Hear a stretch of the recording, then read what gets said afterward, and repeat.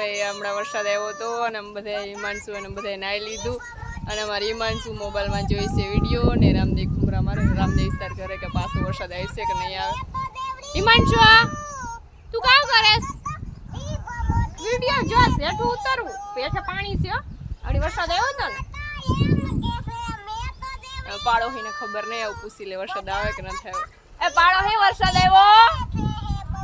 હા કેવો જો અમારે પાડો હઈ ગઈ છે કે વરસાદ બહુ જ આવ્યો ને અમારી હિમાંશુ જો વિડીયો જોઈ છે.